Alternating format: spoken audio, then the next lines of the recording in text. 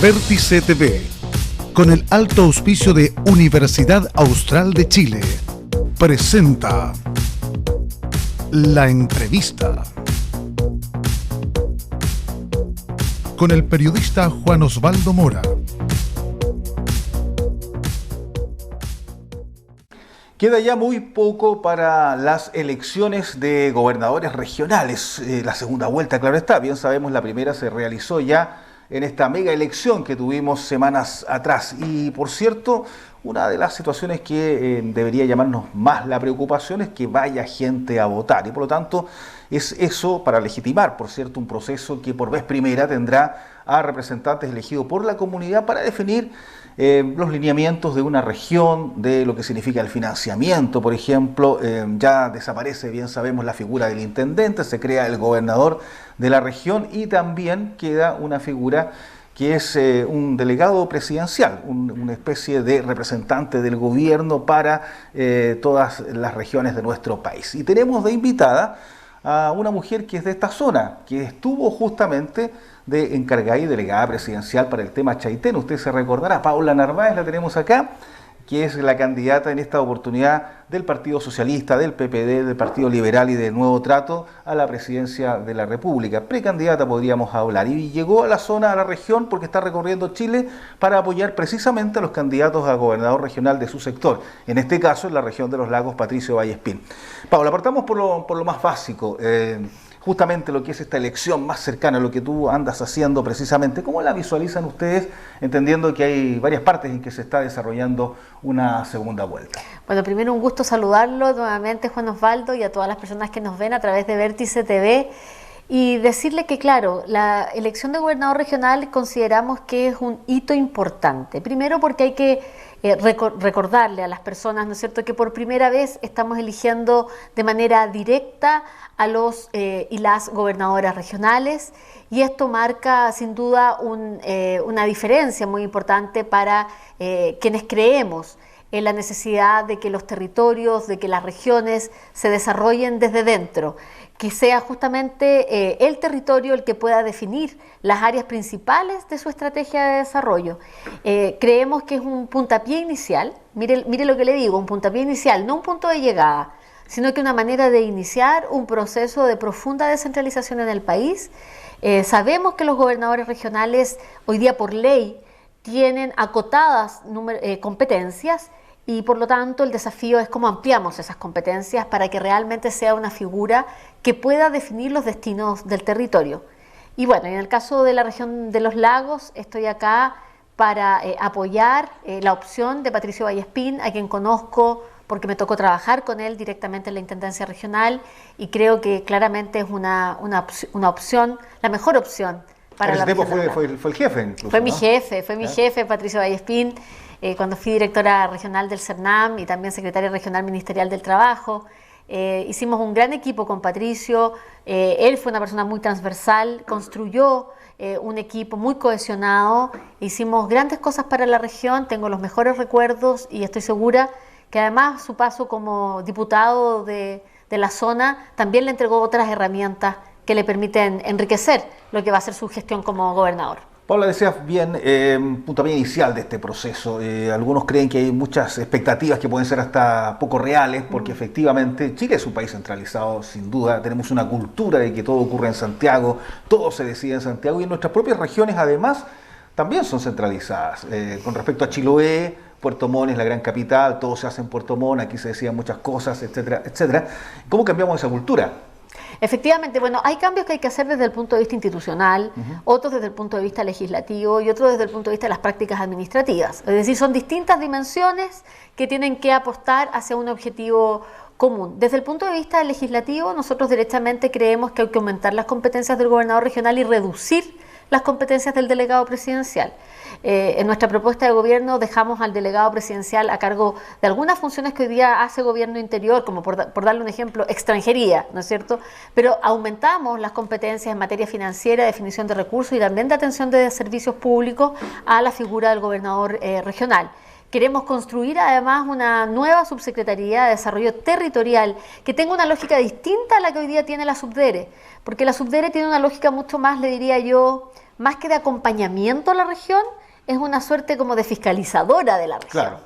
¿No? Entonces, la idea es que la institucionalidad pública sea para acompañar a la región en su proceso de desarrollo, que además dependa ya no del Ministerio del Interior, que tiene otras lógicas, sino que dependa del Ministerio Secretaría General de la Presidencia.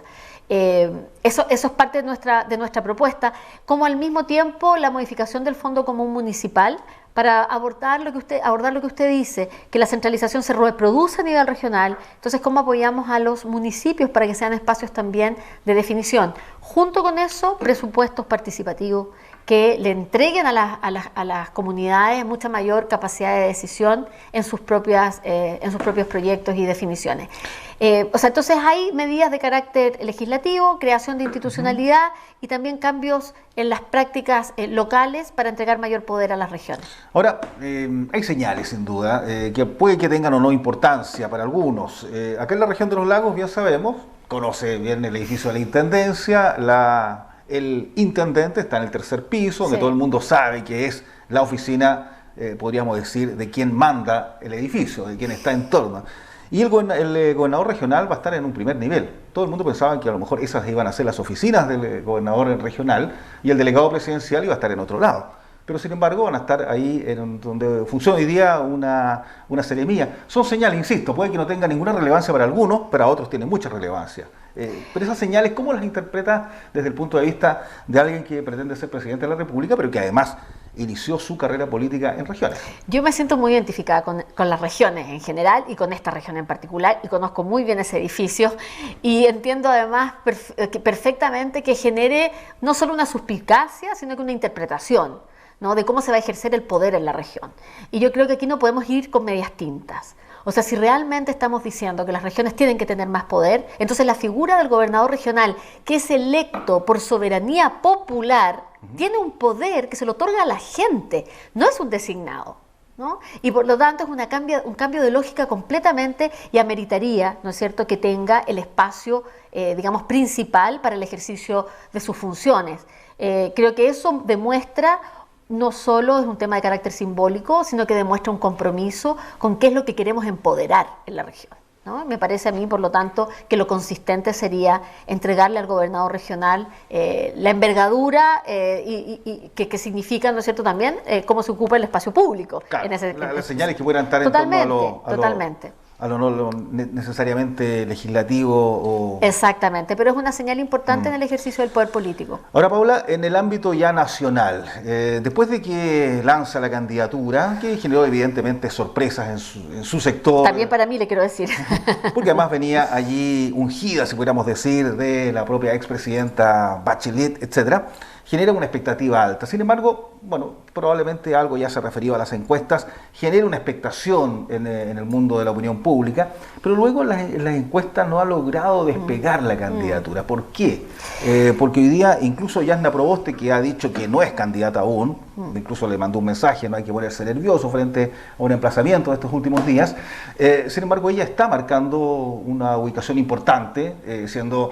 Claro, la presidenta del Senado está luego de Javi y de Lavín ahí marcando las encuestas, y la candidatura suya no logra despegar en las encuestas. ¿Cuál es la razón, cree usted? A ver, vamos a tomar la decisión, Juan Osvaldo, porque usted me está haciendo la pregunta y yo soy muy respetuosa de su pregunta, de referirnos a las encuestas. Yo en realidad preferiría no referirme a las encuestas, pero como no me gusta evadir los temas, lo vamos a hacer, ¿no? Y ¿por qué digo que no me gusta referirme a las encuestas? Y es porque las encuestas han quedado superadas por la realidad en múltiples oportunidades, ¿no? Incluso las encuestas generan opinión pública y no necesariamente eso luego queda ratificado en la elección, en el proceso electoral mismo. Pero bueno, dicho eso, yo creo que hay varios factores que pueden implicar eso. Pero por una parte, que hay un sector hoy día político representado en lo que hemos llamado la socialdemocracia, que desde el punto de vista de la ciudadanía ha tenido una evaluación bastante crítica, ¿no? Eso yo creo que hace que cueste mucho más posicionar una candidatura de este sector. No lo digo solo por mí, lo digo también por quienes me antecedieron como candidatos o precandidatos, como Heraldo Muñoz, Jimena Rincón, en que a todo nuestro sector se le hacía más difícil este posicionamiento. independientemente, digo yo, del resultado que pueda ocurrir luego en las elecciones. Y porque además, en el caso mío, y usted lo decía al pasar, pero es algo bien relevante, yo no ocupo un cargo público. Yo no estoy haciendo campaña desde una plataforma institucional en este minuto, como lo están haciendo muchos importantes candidatos y candidatas. No soy presidenta del Senado, no soy diputada, ni soy alcaldesa. Yo soy una ciudadana que dejé mi trabajo, que tengo una trayectoria en el sector público, por supuesto, pero que no tengo una plataforma permanente, ¿no es cierto?, desde donde poder establecer mis planteamientos. Yo creo que eso claramente genera una diferencia también. Y si a eso, además, tercero, usted le agrega la situación de la pandemia, claramente no es fácil desplegar una campaña. Pero, pese a todo eso, le quiero contar que tenemos un equipo de trabajo extraordinario. Tenemos un grupo importante de gente tanto ligada a los partidos políticos como gente independiente que está apoyando esta candidatura de manera muy silenciosa, con mucho trabajo. Decirle que además hace ya unas semanas recibí el apoyo del Partido por la Democracia, el Partido Liberal y el Nuevo Trato. Hemos iniciado una nueva etapa, recién esta semana lanzamos el comando con nuevas incorporaciones, con mucho apoyo de juventud y mujeres y diversidad. Y yo creo que todo eso se va a comenzar a notar, y si no se nota en las encuestas, se notará en la elección. Ya, y en el caso de Yasna Proboste, usted lo ha dicho, usted no es una autoridad política en estos instantes, ella sí es la presidenta del Senado, está dentro de las autoridades principales del país. La segunda autoridad del país. Exactamente. Solamente una semana atrás, cuando había un anuncio presidencial, ella inmediatamente salía hablando, casi en cadena nacional también, está con ese estatus entre los medios, entre el mundo político.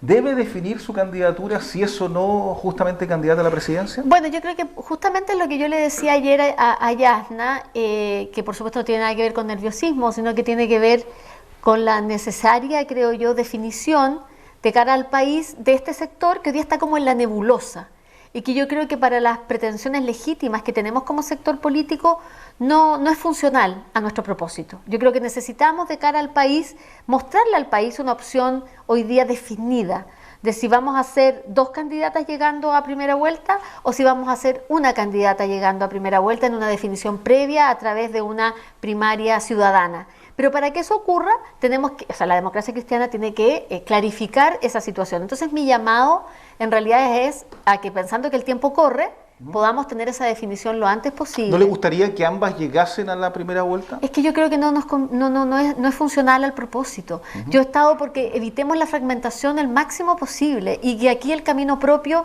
no conduce a nuestro objetivo, que es poder dar gobernabilidad al país y tener las mayorías que se necesitan tener para gobernar. Por lo tanto, lo ideal es que esto lo podamos definir previamente en una primaria ciudadana. ¿Y cómo está respondiendo la ciudadanía justamente a la candidatura durante estas semanas, estos meses? Entendiendo que probablemente no todos vimos, no todos vieron, no todos los analistas estuvieron justamente certeros, ni menos las encuestas, con lo que ocurrió en la última elección. Muchas y muchos candidatos simplemente no estaban en la idea de nadie. Aquí en la región de los lagos, simplemente un ejemplo, Puerto Varas, la comuna, que ganó un joven de 27 años, a nivel nacional, una cantidad importante de constituyentes independientes. Muchos analistas decían los independientes no tienen ninguna posibilidad hoy día frente a los partidos. Y han habido una serie de sorpresas frente a aquello. Esta candidatura, que representa de alguna manera a los partidos históricos de la antigua concertación, de la nueva mayoría, que no ha logrado tal vez prender hasta ahora en este tiempo. ¿Cómo se recompone? ¿Cómo se convoca a la ciudadanía, a esa ciudadanía que antiguamente ustedes convocaban mayoritariamente? Ahora yo quiero en esto hacer una distinción con respecto al Partido Socialista. Y creo decir que en esta última elección el Partido Socialista obtuvo un número importante de convencionales constituyentes y ha tenido recientemente una elección de la Central Unitaria de Trabajadores donde habían tenido la máxima mayoría, y hablemos aquí de una elección distinta en la CUT con voto directo. O sea, el Partido Socialista, lejos de estar débil, se ha ido fortaleciendo. Y yo creo que más allá de lo institucional del partido, tiene que ver con el ideario socialista, que está profundamente arraigado en el pueblo chileno, y por lo tanto eso yo creo que tiene que ver con una distinción de esta candidatura, que es posible que se exprese, y que yo lo siento en mi contacto directo con ellos, digamos, con ese pueblo socialista con el que yo me vinculo diariamente, pero además con el apoyo también de fuerzas políticas nuevas. Yo creo que el Partido Liberal, ustedes tienen un representante del Partido Liberal acá, Alejandro Bernales, también está apoyando, ¿no es cierto?, esta candidatura, como lo hace también el Partido por la Democracia, y en ese sentido tenemos una plataforma lo suficientemente robusta como para competir en un proyecto de país, Juan Osvaldo, que no viene aquí a reeditar proyectos del pasado. Nadie reniega de nuestra historia, ¿no?, de haber formado parte, sobre todo yo en esta región he tenido cargos de autoridad regional, y hemos formado parte claramente de lo que han sido los destinos del país. Sin embargo, hoy día Chile es otro. Y lo que venimos a hacer es que... ¿Qué no se alcanzó a hacer, por ejemplo? Si uno pudiera hacer, ¿qué quedó al debe, por ejemplo, el gobierno de Bachelet en sus 2 periodos? Bueno, yo creo que desde el punto de vista, a pesar del avance en materia previsional en su primer gobierno, porque recordemos que hoy día tenemos pilar solidario por una reforma de Bachelet en su primer gobierno, ¿no es cierto? Ahí se creó la pensión básica solidaria y el aporte previsional solidario. Eso antes no existía. Pero seguimos teniendo pendiente el poder construir un sistema de seguridad social. Yo creo que ese es un pendiente enorme. Otro pendiente enorme tiene que ver con las deudas educacionales, de educación superior, que yo creo que es otra situación que agobia a muchas personas el día de hoy. Ese es otro elemento muy importante que hay que abordar. Tenemos un tema de acceso a la salud garantizada, de calidad, que sigue siendo otro tema relevante. Nos enfrentamos a temas del presente, como es el tema de la crisis climática, pero también nos enfrentamos a una crisis habitacional, a una crisis de vivienda, que es muy grave.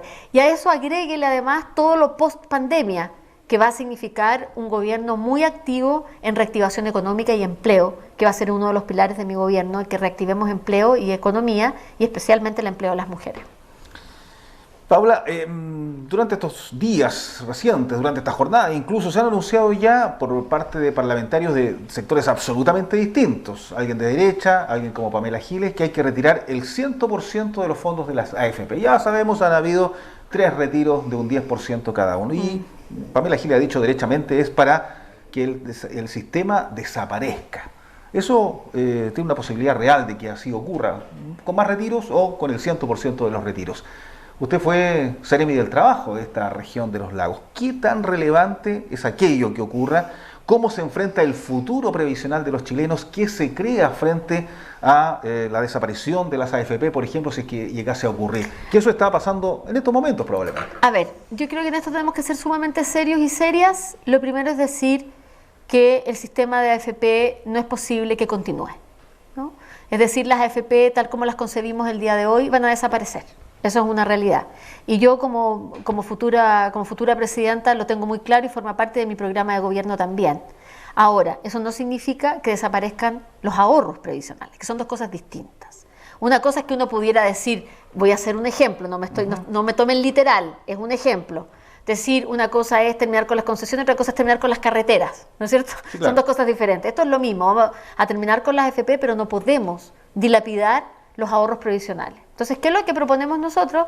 Que esto, por supuesto, sobre la base de un trabajo que se ha hecho ya desde hace mucho tiempo, donde, por supuesto, está contemplada la opinión ciudadana en esto también, es que los fondos previsionales ahorrados por los trabajadores continúen siendo de los trabajadores. Nadie les puede expropiar ni quitar esos fondos previsionales. Siguen siendo de los trabajadores. Ahora, tenemos que crear un pilar, junto con el pilar de capitalización individual, tenemos que crear un pilar de seguridad social. Ese pilar de seguridad social es de contribución total del empleador. El monto, el porcentaje de ese pilar de seguridad social lo tenemos que discutir. Hoy día en el Parlamento hay un proyecto de ley que habla del 6%, pero nos podemos quedar completamente cortos con el 6%, producto de los retiros. Correcto. Probablemente tenemos que aumentarlo. Y esta idea de retirar el 100% de los fondos, por ejemplo. Es que eso no es posible, porque usted se da cuenta que con eso está dilapidando los fondos del futuro. Pero no puede ser bajo el argumento de que las AFP sigan, ¿no es cierto?, siendo quienes administran, porque lo que estamos diciendo es que las AFP no pueden seguir administrando, pero tenemos que generar el ente y un ente único del Estado que sea quien administre, ¿ya? Entonces, esa distinción hay que hacérsela a la ciudadanía con mucha claridad, porque es muy peligroso tomar este camino del populismo, que es retirémoslo todo y, bueno, ¿y qué pasa en el futuro? Tenemos que tener un sistema de seguridad social. Aboquémonos a lo responsable, que es crear ese sistema de seguridad social. Ese es el planteamiento que tendrían que tener los parlamentarios, aprovechando el proyecto de ley que está en el Congreso y que se puede seguir mejorando. A propósito de la pandemia, de la falta de recursos, de lo que ha significado también para las pymes, para las personas que perdieron el trabajo, dentro de lo que ha significado esta pandemia mundial, renta básica universal, discusión actual, plan de de gobierno en esa línea, por ejemplo, de ustedes? Mire, nosotros hemos planteado un plan de recuperación post-pandemia, al cual le hemos llamado Plan Marshall, y que tiene varias dimensiones. Una dimensión tiene que ver con reactivación económica y reactivación de empleo vía principalmente inversión pública, financiada con endeudamiento público en el primer momento, porque se requiere aquí poner al Estado como principal, ¿no es cierto?, agente articulador de este plan de estrategia y también de estrategia de recuperación, y también al mismo tiempo una recuperación en materia de educación, porque necesitamos un plan remedial de educación para las brechas que se han generado producto de la educación a distancia y los impactos que ha tenido esto en el desarrollo cognitivo de niños y niñas, y al mismo tiempo un plan remedial en salud para todas aquellas prestaciones que no se han podido llevar adelante producto de la pandemia. Esto significa un plan de recuperación del orden de los 5 puntos del Producto Interno Bruto. Estamos hablando de unos 15.000 millones de dólares. ¿Cómo se financia eso? Y eso se financia con endeudamiento público, principalmente, en el primer tiempo. La consolidación fiscal vendrá a partir de mediados del 2023, donde tendremos que comenzar a preocuparnos justamente de la consolidación fiscal, porque siempre hemos sido responsables en ese sentido, pero cuando hay que gastar, el Estado tiene que gastar, y si para eso necesita endeudamiento, responsablemente hay que hacerlo. Claro, Plan Marshall, parafraseando lo que hizo Estados Unidos, ¿no? Post-Segunda Guerra Mundial. Claro, exacto. Recuperación ahí a la vena, y en este caso es autofinanciada, pero ¿por qué lo ponemos en esa figura de Plan Marshall? Porque creemos que el estado en el que el país va a quedar después de esta pandemia es parecido, ¿no es cierto?, a lo que uno podría decir haber vivido una guerra. Haga un poquito de ficción política para algunos meses más. Primera vuelta, ¿quiénes deberían estar en la papeleta? Bueno, yo, por supuesto. Seguramente va a haber alguien del mundo del Frente Amplio y del PC, lógicamente, porque va a haber ahí una candidatura que se va a definir en primaria legal y una persona que se defina de la primaria del Chile Vamos. Esos 3 sectores estaremos en la papeleta de noviembre, y claramente estarán definidas ahí quienes otorgamos las mayores garantías de gobernabilidad y estabilidad democrática para Chile. Para que Chile recupere necesariamente la tranquilidad que necesita recuperar después de sostenidos meses, años ya, de mucha angustia, de mucho estrés, de mucha preocupación, pero para iniciar un camino distinto, de futuro, no un camino de repetir el pasado. Eso me interesa dejarlo muy claro, haciéndose cargo de estas urgencias derivadas tanto del estallido social como derivadas de la pandemia, con un fuerte énfasis en materia de políticas de inclusión, de la diversidad, de las mujeres, de los adultos mayores, de las personas con discapacidad, y haciéndonos cargo de la necesaria verdad, justicia y reparación de las violaciones a los derechos humanos después del estallido social. ¿Por qué la gente del sur que nos está viendo probablemente en sus casas, en Osorno, en Puerto Montt, en Chiloé, en Puerto Varas, etcétera, debería votar por usted? Bueno, principalmente en esta región, porque creo que mi trayectoria de manera muy transparente y clara frente a la gente la he hecho aquí, la he hecho en esta región, con mucho cariño y dedicación, con luces y sombras, con errores y aciertos. Me hice cargo de una situación muy tremenda y dramática, primero para las familias de Chaitén, de la provincia de Palena, producto de la erupción del volcán Chaitén, porque me conocieron trabajando con la comunidad de manera directa, tomando decisiones también con una lógica participativa, con todos los sectores, sin excluir a nadie, porque además conozco el terreno y sé dónde las papas queman, justamente en la diversidad de nuestro territorio, el sector rural, en el sector urbano, con distintas organizaciones de la sociedad civil, líderes sindicales, organizaciones de mujeres, organizaciones barriales, de juntas de vecinos, etcétera, porque he hecho un trabajo vinculado al sector público de siempre, con un fuerte compromiso en la igualdad de género, que creo que ha sido un motor de mi gestión como servidora pública, porque principalmente quiero a mi país, quiero a las personas, y aquí en esta región conocen exactamente quién soy, de dónde vengo y cuáles son mis planteamientos e ideas políticas. Paula Narváez, gracias, hasta una próxima oportunidad. Muchas gracias, Juan Osvaldo. Paula Narváez, usted bien la conoce, aquí en la región de los lagos, tal como ella lo decía, fue seremi en su época, estuvo también en el antiguo CERNAM, por supuesto delegada presidencial, y luego ya, bien sabemos, a nivel país como ministra vocera de gobierno. Bueno, ella representa hoy al Partido Socialista, al PPD, al Partido Liberal, al Nuevo Trato en esta candidatura a la presidencia de la República. Con ella le decimos gracias a ustedes también por estar con la televisión regional, con Vértice TV en lo particular, y nos reencontramos en cualquier instante. Hasta pronto. Vértice TV, con el alto auspicio de Universidad Austral de Chile, presentó La Entrevista con el periodista Juan Osvaldo Mora.